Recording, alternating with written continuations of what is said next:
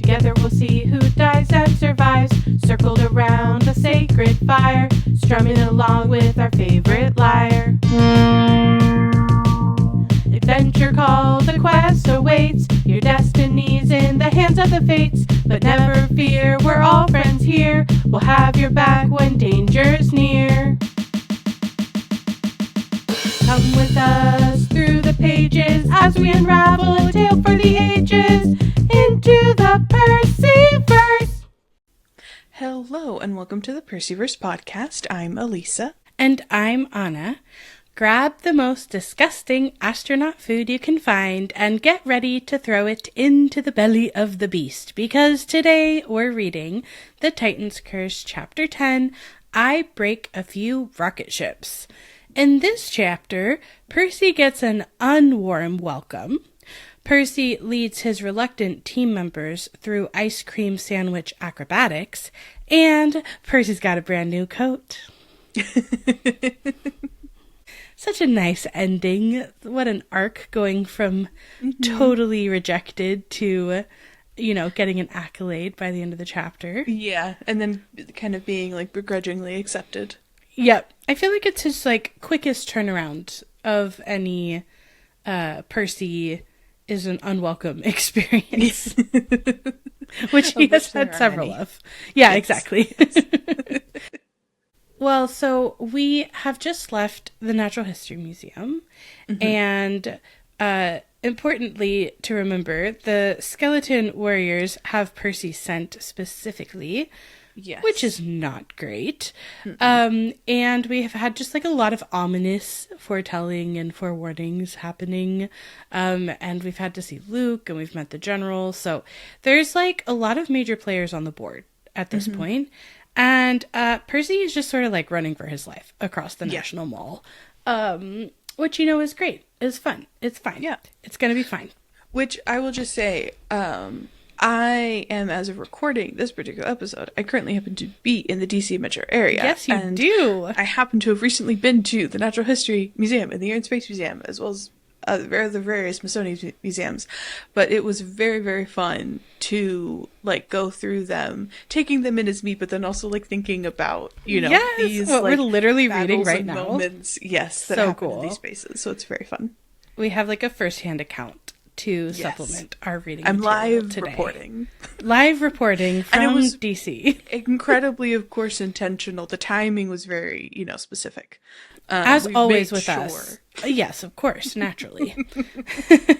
We had to have boots on the ground in DC for these chapters. We sent you for the podcast, exactly. You are our correspondent on the ground. Yes, and these are two of my favorite Smithsonians, and I think yours as well. So they're incredible. Just so much fun. Yeah. And Percy did earlier see that his friends were going into the Air and Space Museum, and I actually think it's interesting that as long as it took to get through everything at the Natural History Museum, they're still at Air and Space. No, I know. Yes. Are they just having a conversation, a planning sesh?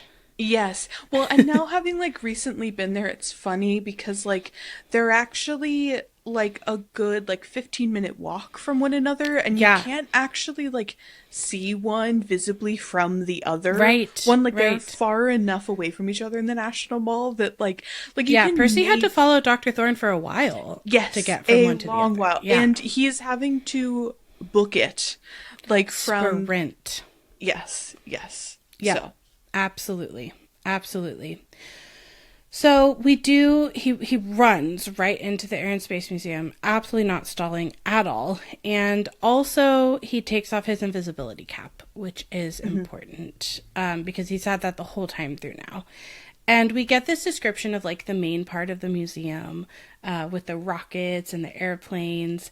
And then I think we have what, from your correspondent boots on the ground perspective, is a technical inaccuracy here of 3 levels of balconies. Do you want to share what you witnessed last weekend? Yes. So when I just within the last week went to the Air and Space Museum, there was only one balcony. There's that you walk into this main foyer that has all of these ships and things hanging from the ceiling, and then there's an escalator. It just takes you up one level. There's a basement level below the primary, but there's really only one balcony to look, one level of a balcony.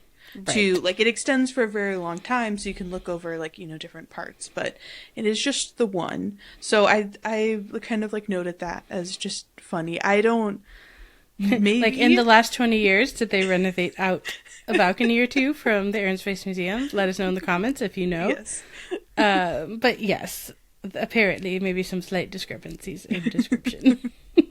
It does make it more dramatic. It does, yes. To be jumping also, off it makes it that more high. realistic because I was just, because the way it's currently set up, the Wright brothers playing an exhibit is on that balcony, and so I was, like, standing next to the tour guide who was taking me our group through it, and it is a very long way down from the balcony to the ground level. It is very, very high up, and so I was reading it and I was like, the second balcony is kind of saving them in terms of, like, if Percy was just making that jump, that is a long way down. Yeah, that might be a little too intense for our friends here.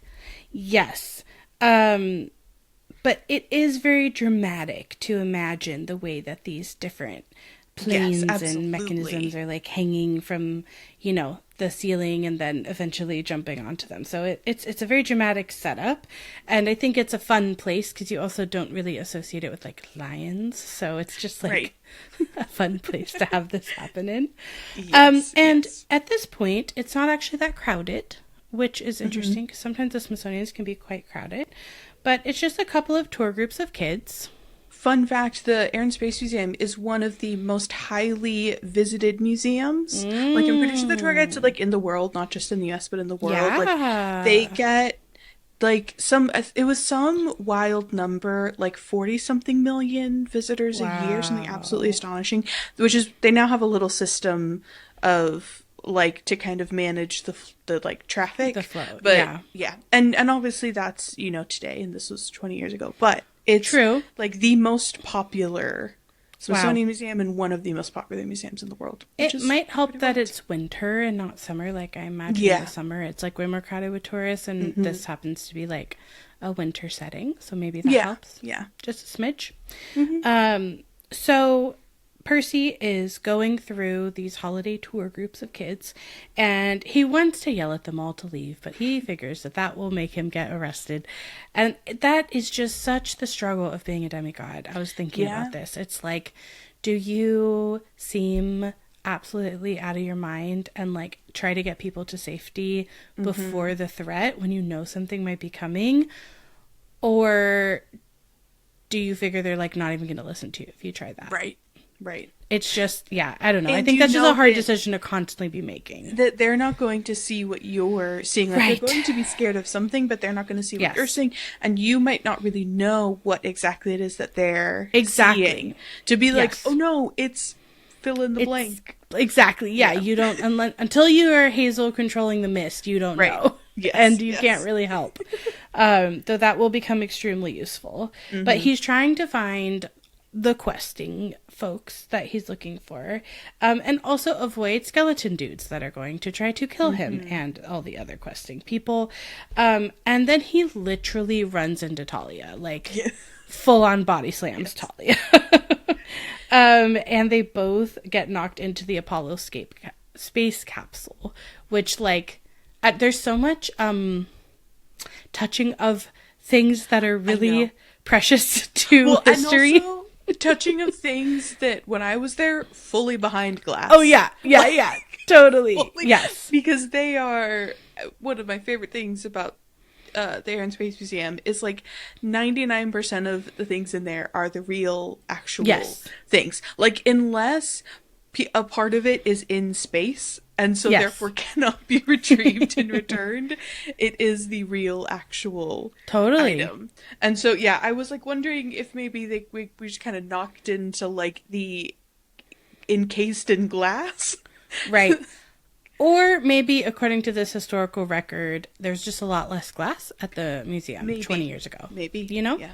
The glass came later with modern advancements in that was the one thing that I was genuinely going to do and didn't get a chance to do, was to see if I could find old pictures of the Air and Space Museum at this time. That'd be cool. To kind of to do that comparison. We should still do that. I did not get a chance, but yes. That would be fun. So everybody is there, and Zoe and Bianca are just immediately like arrows notched, ready for a threat, because Percy has like literally just like barreled into them, and could seem like that. And then Zoe, of course, with the thys and the theys, is like, how dare you show thy face. And then Grover's like, thank goodness. And then it's like, I mean, you shouldn't be here. You shouldn't be here. But it's just like sweet, you know, we love their friendship. So like Grover's just so happy that Percy has shown up, and I'm sure it's been really annoying like the whole time in the van, just having Zoe and Talia, I'm sure, arguing incessantly. Like, Grover's not having a good time on this quest. This is not a good time. Yeah, and you know, he was already kind of, I'm sure, like, he felt bad in the moment at the table with everyone where he like volunteered, and then, you know, felt like he took Percy's spot. Yeah, so I think there's like many a reason, like, as to why Grover's kind of like, oh yay, okay, great, you're here. Totally. Bearing in mind though that they are down a quest member based on how many they were told to take by the Oracle, and that will come around by the end of the chapter. So then Percy lets everybody know that Luke is there.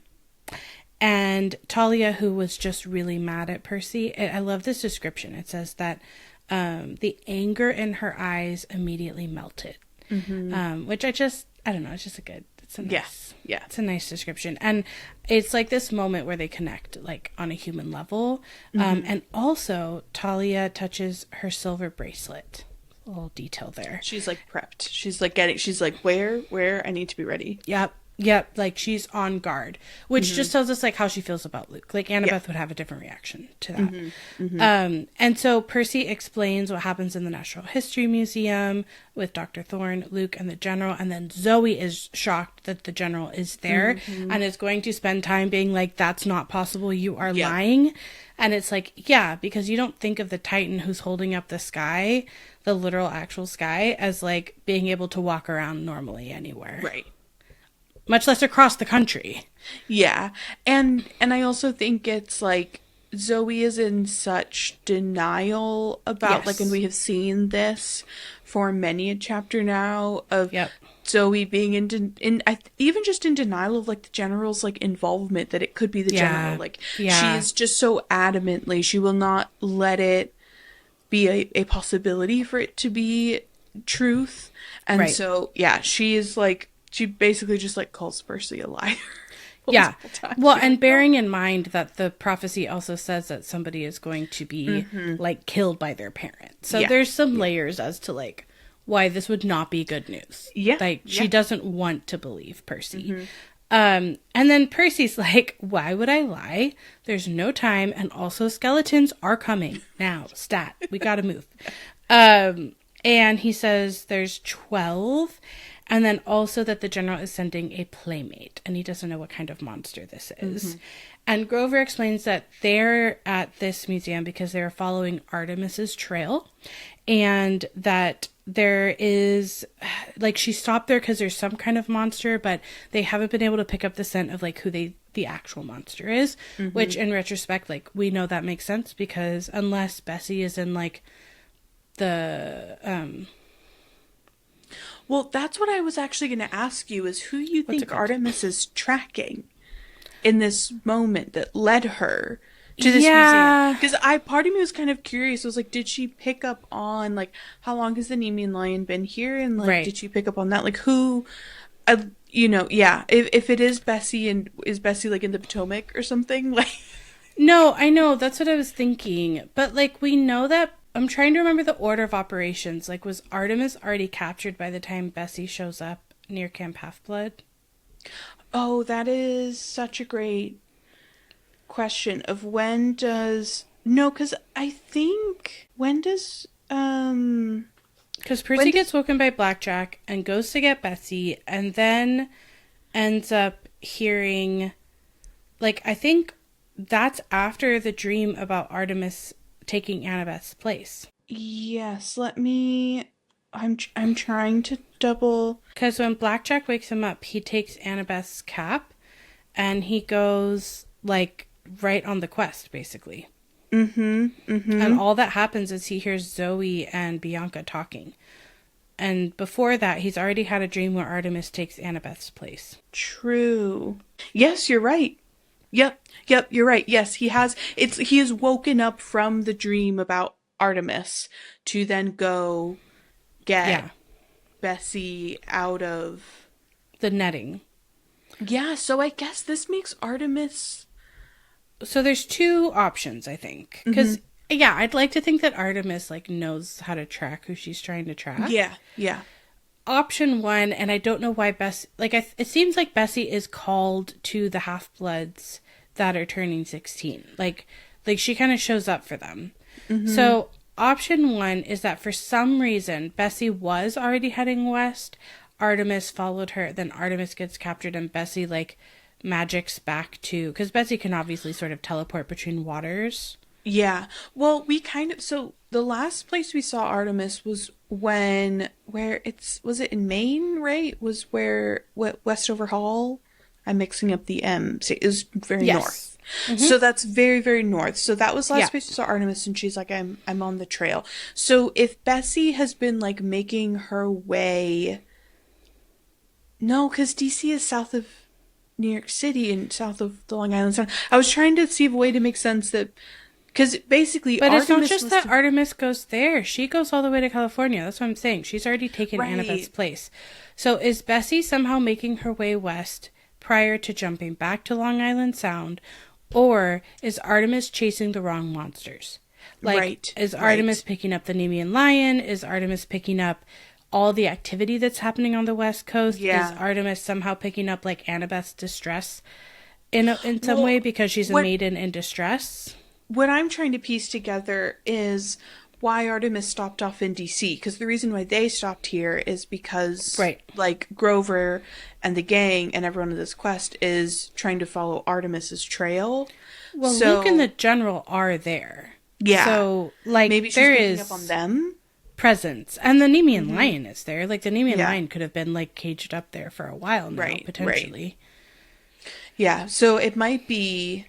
so either Bessie has been, like, hopping around all over the place, kind of, like, teleporting between various bodies of water, and one of them maybe happened to be, like, the Potomac or something like that, and Artemis picked that up, like, on the way to California, or the whole time Artemis has been chasing the wrong monsters. Yeah.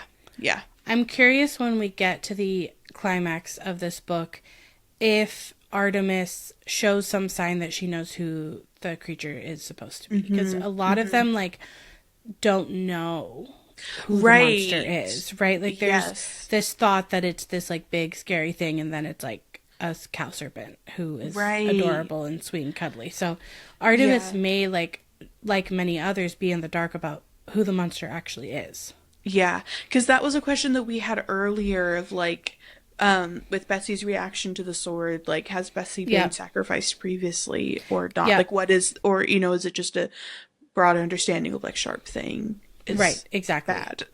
Yep. So, yeah. Okay, so we have a lot of questions about monsters and Artemis and Bessie. Yeah. Which makes sense. And... yeah, we, at least in this case, know that probably the questing crew has picked up on the scent of the Nemean lion or something else that Luke and the General have, because they're like... Well, the questing crew has been tracking Artemis. Well, I guess they're tracking Artemis. They're tracking Artemis. Okay, so the questing crew has been tracking Artemis to the Air and Space Museum and are about to be surprised by a monster. But they haven't found any monsters yet. So this is another moment where we get to know that Bianca knows more than everyone else. And it's really interesting how much Zoe has confided in Bianca so quickly. Yeah. Like, Bianca just must be, like, seem really trustworthy. Yeah. Like, right off the bat. Because Bianca is sort of, like, more worried again than Zoe about the General. And Zoe's just sort of, like, shutting her down completely. Yeah. And then Zoe suggests that maybe the General was an illusion. And Percy says, no, like, illusions don't crack floors. So I'm thinking actually not. And Percy's just, like, really trying to understand why Zoe is taking this very personally. And of course we know, but Percy does not yet know. Yeah. And they're like, we have to leave. If Percy's telling the truth about the skeleton warriors, like, we gotta go. Because the main thing is Zoe actually knows what the skeleton warriors are about. Like she's familiar with them. And she's like, we have to get out of here. So there's some backstory there that I'm curious to know, like, why she knows this. But she is very old. So she is. You know, she's been around the block. And so then Percy's like, yeah, let's go. And Zoe's like, you're not on the quest. What are you talking about? Like, you're not coming with us. And Talia's also like, you shouldn't come. You shouldn't have come, but you're here now, so you have to come with us. Yeah. And it's like, first Grover's excited, then Talia's sort of reluctant, and later, like, Zoe will be reluctantly okay again. And then Zoe and Talia are, like, sniping at each other again about who's in charge, making decisions, because this is how they do all the time.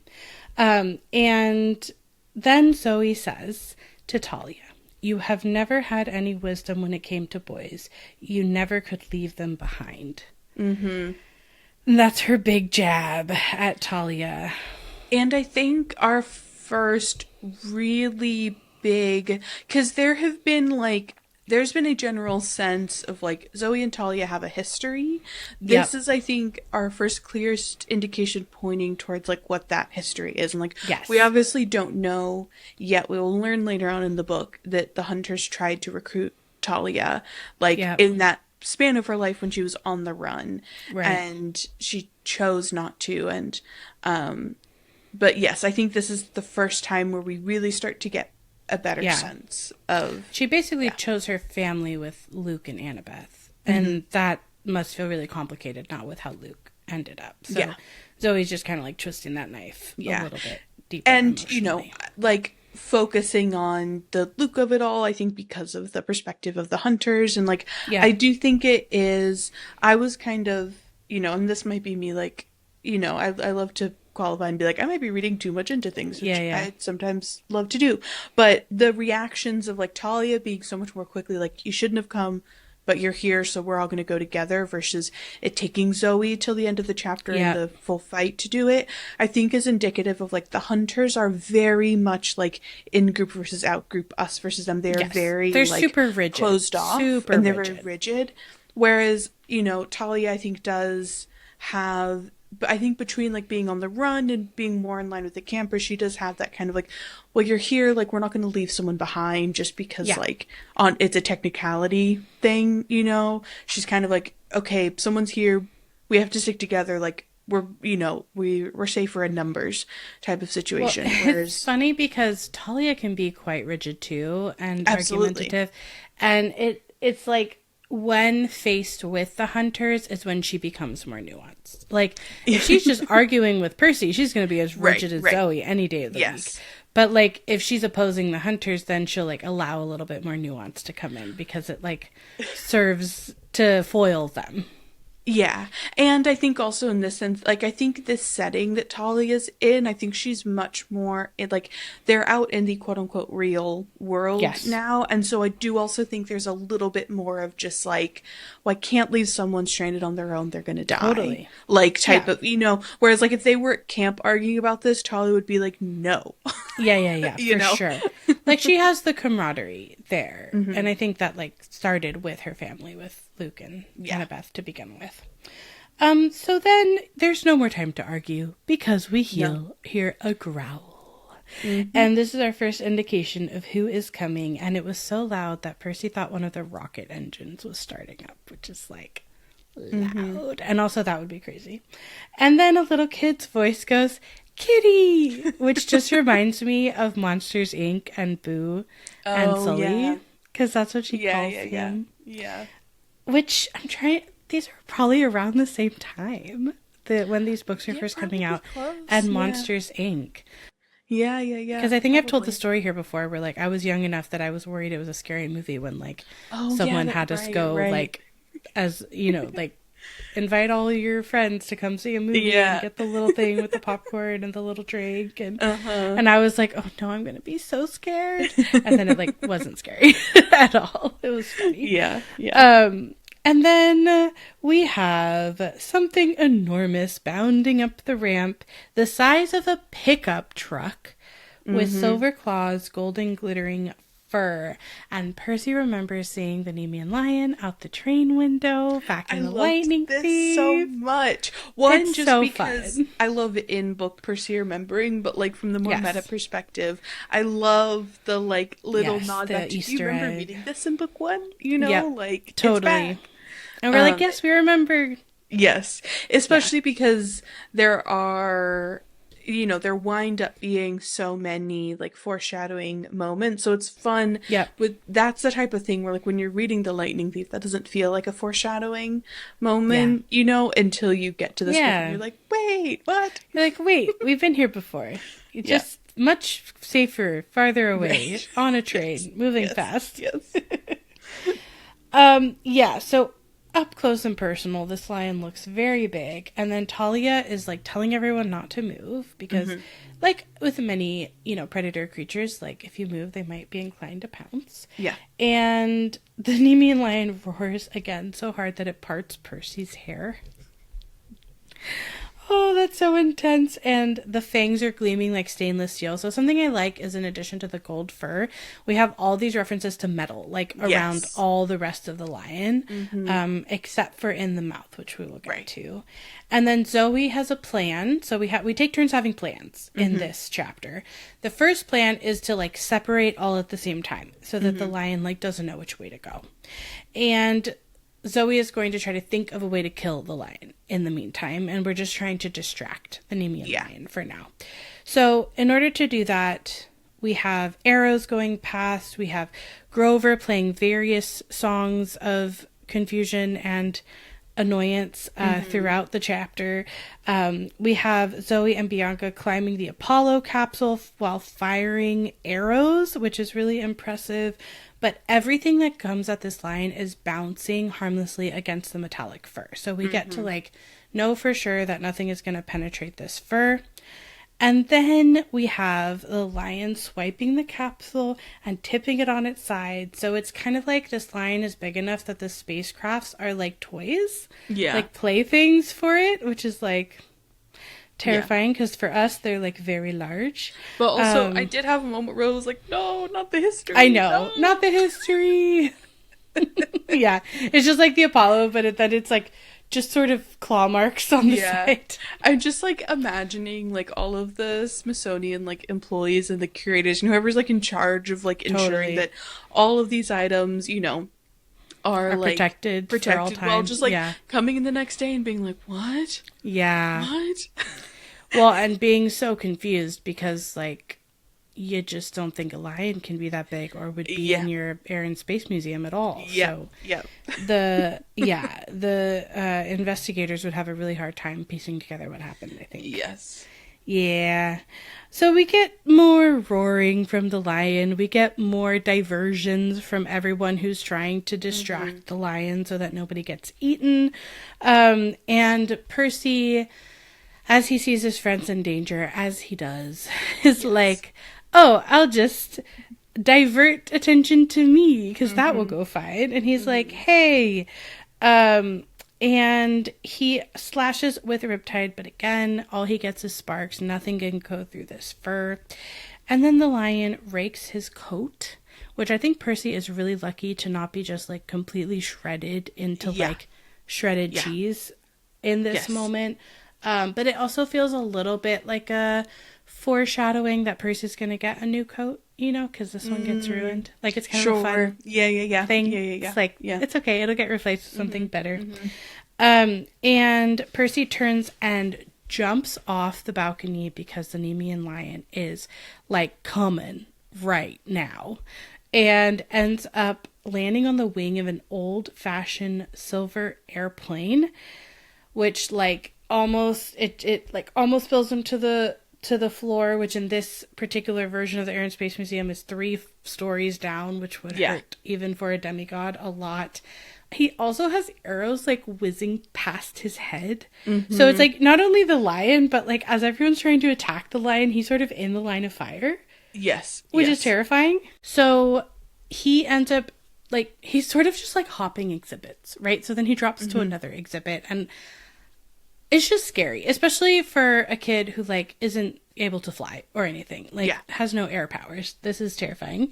And he's on this helicopter and he looks up and he finally realizes the only place that the lion is vulnerable is inside his mouth. Mm-hmm. And so he is realizing that this is the place they need to attack, but the lion is not staying still enough in order to be able to do anything into the mouth. And then he calls for help from Zoe. Yeah, so he, like, upon realizing this, because at this point it's kind of clear, like, with the arrows whizzing past, like, no one else has really cracked how to defeat this lion, so he yells out to Zoe, who was the one who was kind of, like, leading plan one of attack, that she needs to target the mouth. And so after yelling that and getting lunged at more arrows and all this stuff, he jumps off of the ship he was on and he like goes on to this like floor exhibit of the earth. Yep. And he yells at Grover to clear this area because there are these groups of kids running around and screaming and it's just like very hectic and there's a lot going on. And Talia drops down near where Percy is. And so now it's like Lion v Percy and Talia, basically. And the Lion's kind of like sizing them up.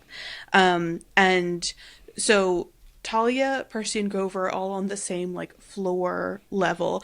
And Zoe and Bianca are positioned above them, ready with their arrows. But Zoe's saying there's not a clear shot. And she needs them to get the lion to open its mouth more. And Percy's kind of looking around. He's trying to come up with ideas. And he sees the gift shop. And he gets an idea, remembering back to when he was younger and was here with his mom. And so he tells Talia to keep the lion occupied. And so Talia's engaging the Nemean lion with her electrified spear and her shield, doing this combo of like attacking and then leaping out of the way. While Percy runs into the gift shop, this poor terrified saleswoman is just like crouching behind not a great the cash day for register. her. She's just like not. She's like, Percy can take whatever he wants. There are bigger priorities here than a couple of stolen items from our gift shop. And Percy takes what he needs. He grabs like a bunch of these like silvery bags, which we have yet to know exactly what they are, but we're about to discover it. Very exciting. And he runs back out to Zoe and Bianca, showering the lion with arrows still. But the lion seems to kind of know that it needs to keep its mouth closed, that it's like it knows its vulnerability. Yeah, and what really needs to be protected. And so Talia's going in for the lion again, and basically it's like, Percy, you need to do whatever you're going to do right now. Like, there's no more time. And so Percy gets the Nemean lion's attention by throwing Riptide at it. The lion turns towards Percy. Percy charges. The lion leaps. And then Percy throws a space food pouch into the lion's mouth, specifically freeze-dried strawberry parfait, which a freeze-dried parfait of any kind does not seem like it would be tasty at all. Also, we learned from like Artemis 2 that there's a like dehydration to then rehydration process. Right. Mm-hmm. So a lot of the things that are being thrown at this lion were not necessarily meant to be like consumed in this dry, powdery, freeze-dried form. Yes. And so the lion like immediately gags on this. And Percy tells Zoe to get ready. He's hearing more screaming behind him, and he's kind of hearing Grover playing like other songs on his pipes that don't sound all that great. And Percy scrambles away from the now kind of recovered, like the one pouch went in, Nemean lion gagged for a little bit, struggled, has now recovered, and is angry at Percy, but makes the mistake of roaring to express said anger at Percy. And Percy sends an ice cream sandwich right into the lion's throat. And before the lion has a chance to recover, Percy sends 2 more ice creams plus a freeze-dried spaghetti dinner. That sounds like the worst one, honestly. And that combination just... oof. Yes. So the Nemean lion is struggling intensely. Its mouth is like open wide, and it's Yep. reared up onto its back paws, and it's like trying to get away, and Percy's like, now, fire, and the arrows immediately fire, pierce the lion's maw, it thrashes wildly, it turns, it falls backward, and then it is still. Yeah. And it is like the lion has been taken care of, but it is absolute like chaos and pandemonium in the museum. Yes. Alarms are blaring. People are like flocking to the Understandable. exits. So security guards are running around in a panic. Like they're now, it's the classic demigod moment of like, you've defeated this thing that was trying to kill you, and now you must deal with the mortal fallout. Yes. And also, like, sometimes we get told what the mortals see because they're yelling it. But other than a kid yelling kitty, Right. we have, like, no idea what they just saw. Like, when Percy, sometimes we know, and I think we're going to experience this at the dam, but I could be wrong, that, like, even his sword can look like a gun or something, right? So, like, when he goes in to get that freeze-dried food before he's thrown his sword, like, who knows what that looks like? Yep. So there's a lot of, like, probably warranted pandemonium based on the fight that just happened. Like, who knows what the arrows look like, too? Oh my gosh. Yeah. So Grover helps Talia up, and Zoe kind of just acknowledges to Percy that, like, it was an interesting plan. She hasn't fully, she's like, I'm warming up a little bit, but give me a minute. I'm not gonna say it was a good plan. Yeah. I'm just saying it was and it was Right. an interesting plan. Yeah. It was a very Percy plan. Yes, it was. And so the lion is now kind of like seemingly melting, which I noted just because we've talked about, like, not every monster just like explodes into ash and like dust and stuff. There are different kind of processes. So, but in this one, the lion is kind of like melting away, leaving behind just its glittering fur coat that is now shrinking to the side of a standard lion's pelt.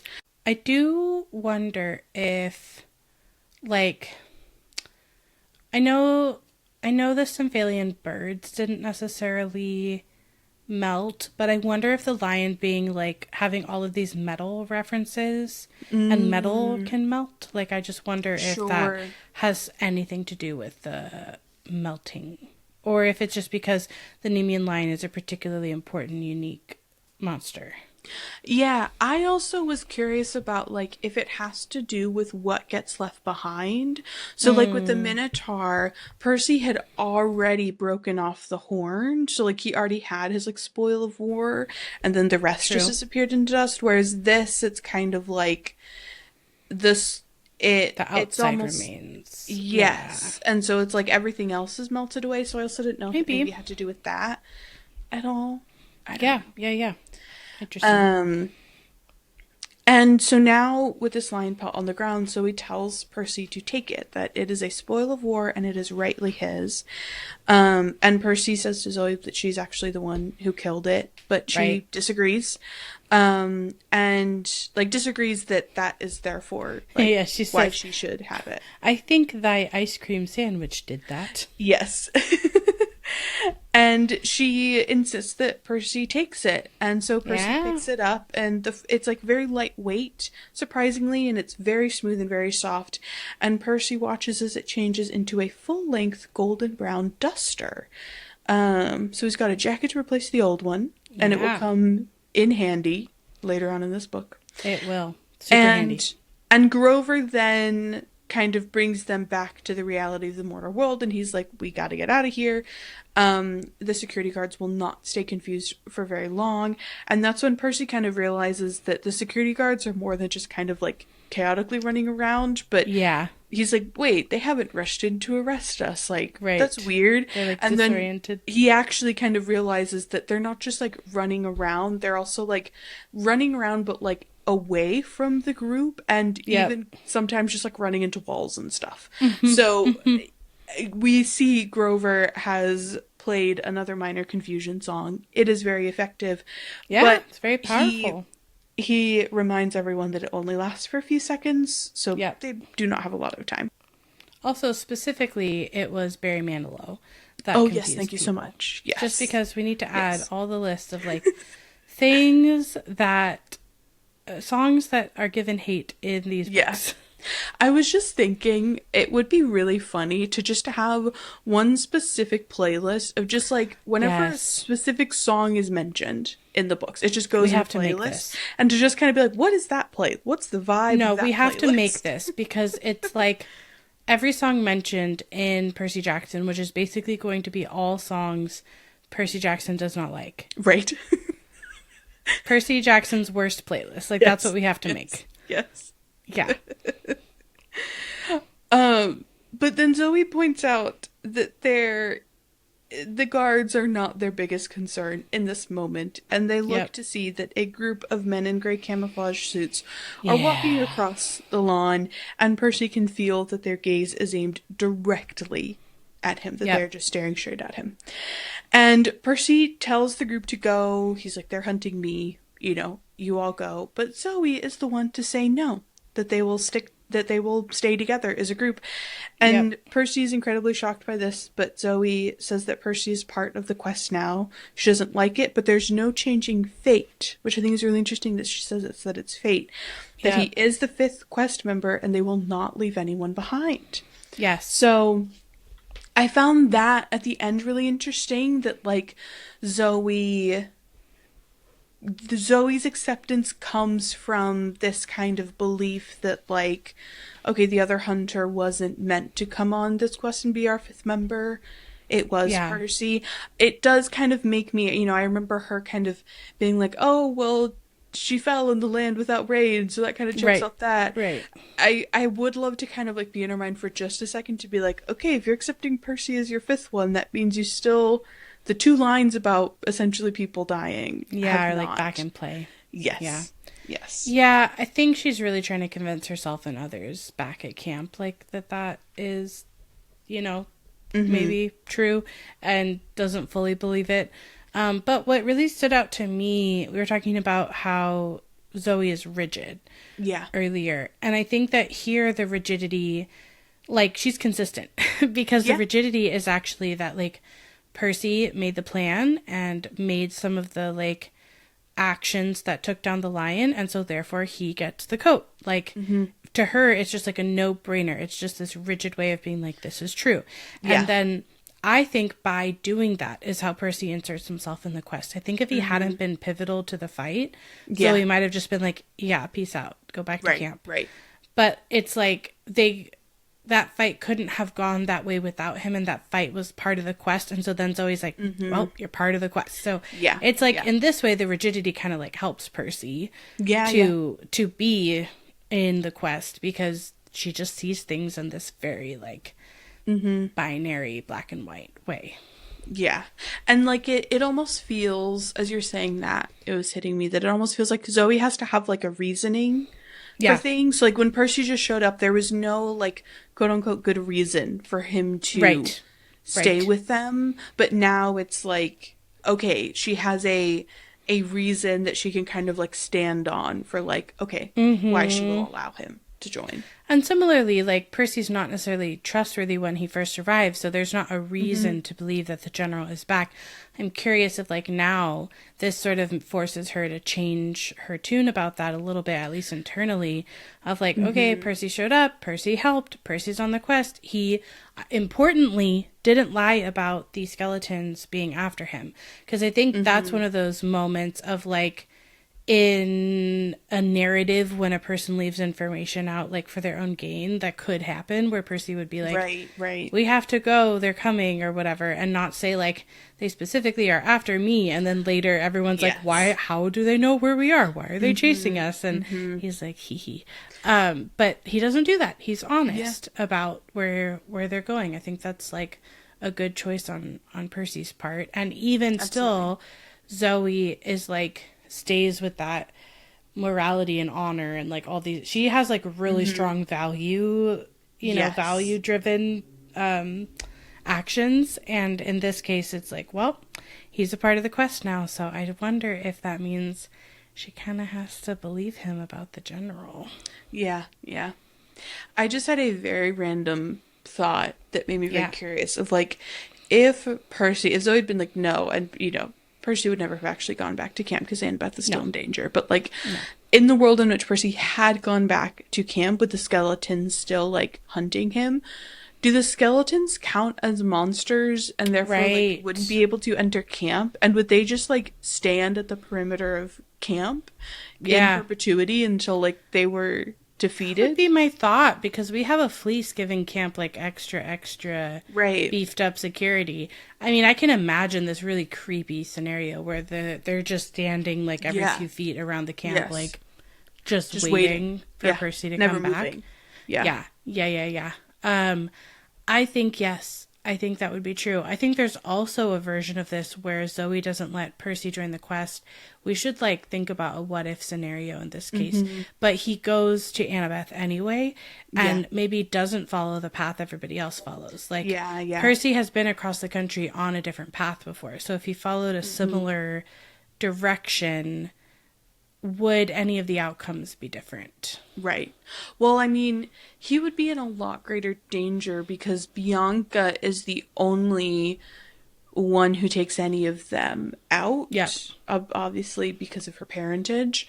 So if Percy goes without the group, then he is in a lot more danger because he's not getting the 12 down to any smaller number on his own.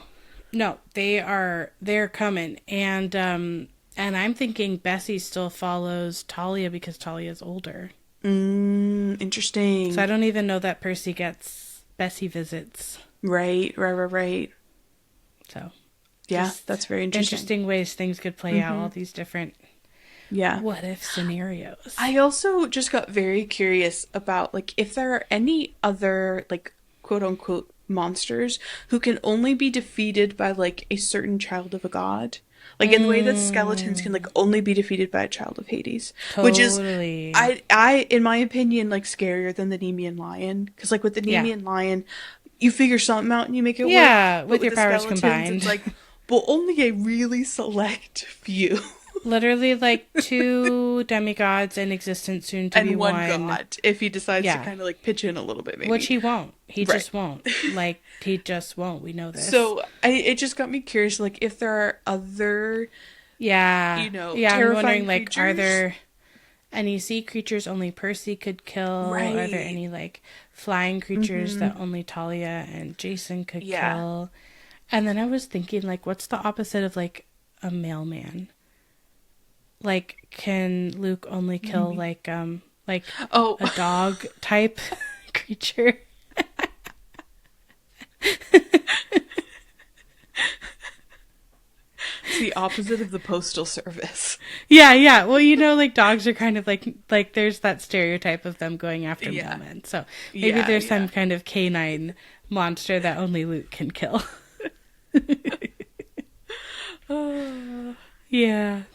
Yeah. Well, we have much food for thought.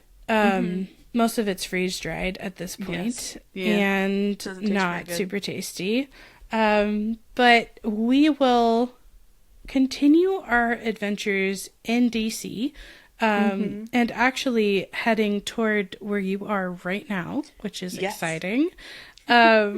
And beyond next time when we read The Titan's Curse, Chapter 11, Grover Gets a Lamborghini.